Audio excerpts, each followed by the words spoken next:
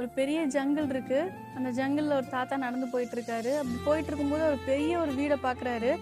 பார்த்துட்டு அவரு பயங்கர ஆச்சரியமா இருக்கு. இந்த இவ்ளோ பெரிய ஜங்கிள்ல இந்த வீட எப்படி கட்டுனாங்க அப்படின்னு.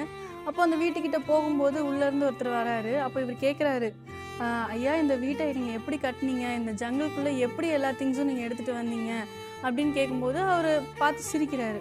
அப்போ இன்னொரு ஒரு கேள்வி கேட்குறாரு, எனக்கு இது கட்டினதெல்லாம் ஓகே. பட் எப்படி இதை பெர்ஃபெக்ட்டா கட்டுனீங்க?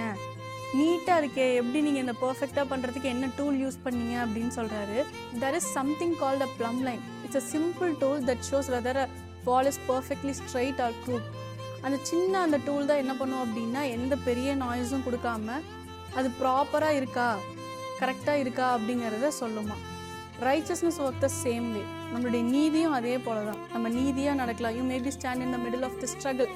நீங்கள் கூட நிறைய ஒரு கடன் பிரச்சனையில் இருக்கலாம், இல்லை உங்கள் கல்யாண வாழ்க்கையில் ஒரு பிரச்சனையாக இருக்கலாம், இல்லை நீங்கள் ஒரு கேஸ் விஷயமா நீங்கள் போராடிட்டு இருக்கலாம், எதுவாக வேணாலும் இருக்கலாம்.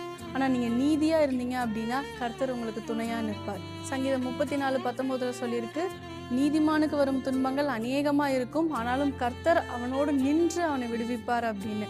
அப்போ நீங்கள் நீதியாக இருக்கும்போது ஆண்டவர் உங்கள் கூட நின்று உங்களை விடுவிக்கிறவராக இருக்கிறார். உத்தமனுக்கு கர்த்தர் துணையாய் நிற்கிறான்னு ஆண்டவர் சொல்லியிருக்காரு. You don't have to prove your self to every one. God will reveal your righteousness in front of everyone. இன்றைக்கு உங்களுடைய நீதி ஒருவேளை சைலண்டா இருக்கலாம், ஆனா ஒரு நாள் இல்ல ஒரு நாள் ஆண்டவர் உங்களுடைய நீதியை பகிரங்கமா ஆண்டவர் வெளியே கொண்டு வருவார்.